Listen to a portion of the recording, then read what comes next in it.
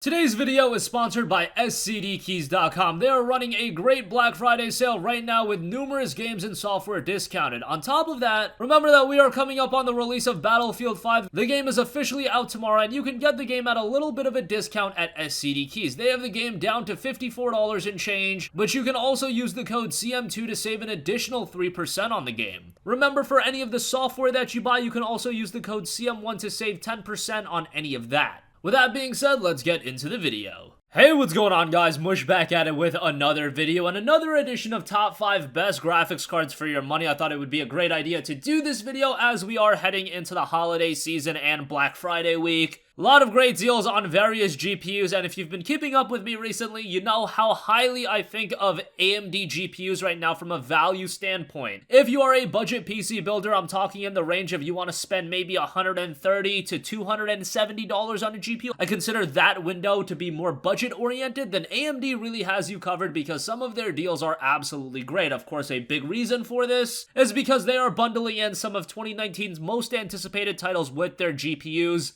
and when you consider the overall value of a video card, I have to factor that in. However, for those of you that want an NVIDIA card on the latter side of things, if you are spending north of $300, NVIDIA is really the route to go. However, I will not be mentioning any of their newer GPUs. They are just so pricey right now, and if you want to drop, north of $500 on a GPU, you're probably not watching a video like this anyway, since you have the disposable income to drop $500 on a GPU. So with that out of the way, let's get started, and we'll just go from lowest price to highest price. And right now, the Gigabyte Radeon RX 570, the 4GB model, is down to $150. This is available at Newegg, and it also comes with a $20 mail-in rebate, and if you take advantage of that, it is $130. For those of you that are looking for a very budget-oriented 1080p video card, the RX 570 is probably the best route to go. This is a very good GPU that can even play the higher-end games like Witcher 3 or 2018's bigger titles if you want to play like Forza Horizon 4 or something like that. The RX 570 is going to have you covered. Just bear in mind that this is really a 1080p GPU. Once you get to 1440p or God forbid 4K, the 570 is not going to be able to handle that. However, gaming at 1080p, it is going to be a very, very competent GPU, and even the higher end games and upcoming titles, maybe with some games like 2019's Metro Exodus, you'll have to lower the settings a little bit, even at 1080p if you want a smooth 60 frames per second, but for the most part, 1080p gaming is done really, really well with the 570, and of course with this GPU, you do get 2 free games, your choice between Tom Clancy's The Division 2, Resident Evil 2, and Devil May Cry 5. Newegg values that at around $100, even if you value it at, say, $40. I mean, that makes this deal so good.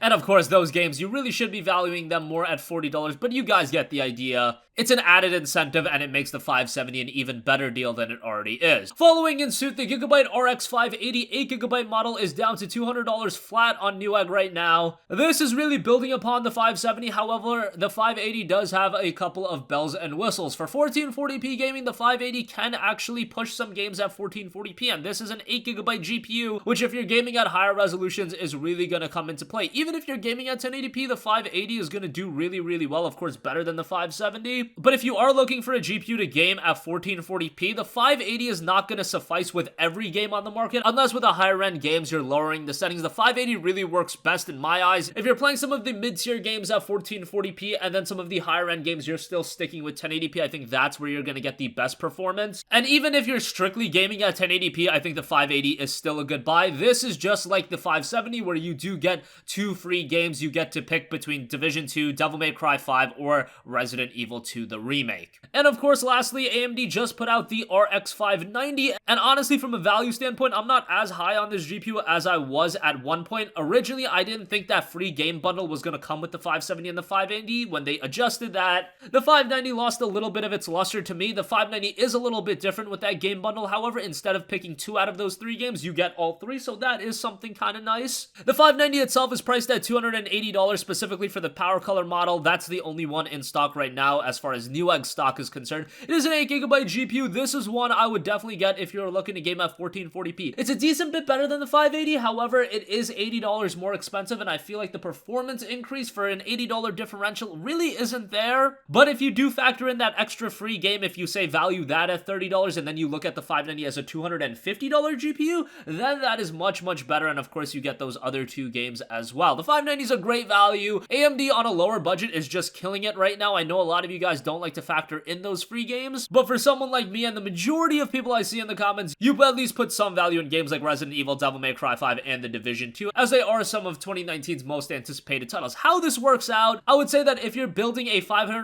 PC, you're probably going to go with a 570. If you're upping the budget a little bit, maybe to that $600 range, then probably a 580. And I think at the $700 range, even at the $650 range, you could probably fit in a 590. Those builds will be coming sometime in the near future, so be on the lookout for that if you guys want a more thorough, in-depth look. Moving on from that, as I mentioned, we do have some NVIDIA options. Right now, the EVGA GeForce GTX 1070 is available at Newegg, $330. There's a $20 mail-in rebate, knocking it down to $310, and you do get a free copy of Monster Hunter World, so that, in my eyes, adds some value to it. Monster Hunter World is a game that's really held up in value on PC. It just recently released on PC, and I think the cheapest I've seen that game for was around $40 to $45, so you gotta value that somewhat highly. And the 1070 itself is a really good GPU. I think if you're paying around that $300 range for a 1070, you're getting a good deal on it, and this is an excellent 1440p GPU. Even at 4K, it can push some games. Just don't get it too twisted. The 1070 isn't really made to be a 4K GPU, but some of the games you can push at that resolution. The 1070 has been a mainstay in the GPU market for a very, very long time. I know it's being phased out at this point by NVIDIA because of the release of the RTX 2070. However, the 1070 is still readily available at this point, and getting a free copy of Monster Hunter World makes it even better. $310 after the rebate, free game as well. This would be a great GPU in like a $750 build. And lastly, the GTX 1080 is still a very good option. The Zotac model over at Newegg is available for $440. I would recommend you to maybe go the eBay route with the 1080. I've seen 1080s on eBay rather cheap. There was one point where 1080s were being listed for like $350 to $380. Right now, that's really not available. $440 for this GPU at Newegg. It does fall a little bit short of the RTX 2070, but the 2070 is usually over $500, so that's a very expensive GPU. If you want to take advantage of ray tracing and things like that, I guess that's an option. However, dollar for dollar, I would still say the 1080 is a pretty solid route to go. In my eyes, 440 is a little bit expensive, but be on the lookout during Black Friday week. I could foresee this GPU getting a little bit cheaper, and if you see it for sub $400,